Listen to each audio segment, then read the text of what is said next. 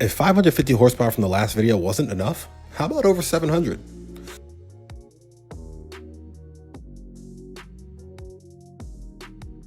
Welcome to episode 17 of the Mopar Wars. If you haven't watched part 1 of this video, the link's in the description below. Let's get into it.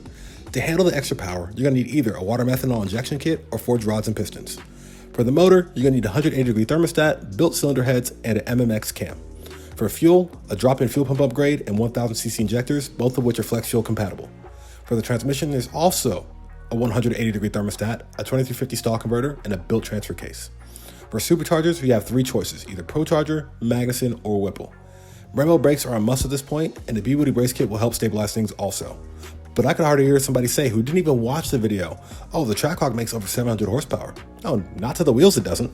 And considering the fact that it's all-wheel drive, it makes less power to the wheels than you think. And that's not a bad thing, because they're still very quick thanks to the all-wheel drive system.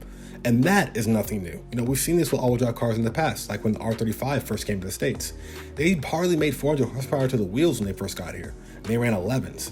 They still don't make 500 horsepower to the wheels now stock. They run late 10s, potentially. Now, to go into further detail on this approach, for those who watch part 1, you'll remember that these WK2 Jeeps go for less than 30 grand right now. And on top of that, at least on paper anyways, the 5.7 Jeep and the SRT Jeep have the same drivetrain, which is why I suggested to build a transfer case. Now, for those who have the stock transfer case, perhaps don't have the brace kit either, think about this.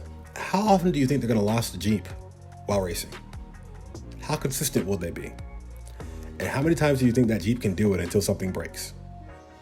Now, you and I are sitting here thinking about this, thinking it through. Do you think the owners of stock SRT Jeeps and Trackhawks really want to find out?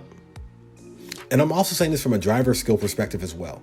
Who is confident in pushing their vehicle to or beyond its capabilities?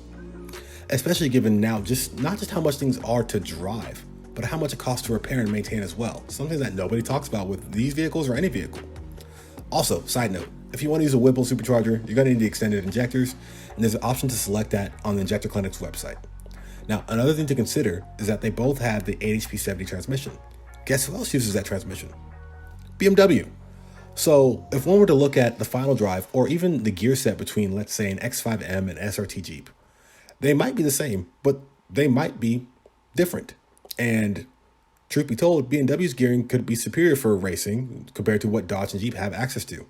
And that also depends on your build, your preferences on how the vehicle behaves, but it's something worth looking into, especially with the fact that there are already transmission builds that can handle over 1200 horsepower. But we're going to talk about that in a future video.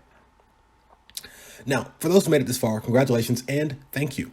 If you'd like a parts list for your vehicle, you can comment below or send me a message on Instagram, as long as you include your year, the car, the goals, and the budget. Now stay tuned for the next video as we go above and beyond for a 1000 horsepower build. And then we're going to talk about the Dodge Durango after that. Like, subscribe, and share. If you don't know, now you know.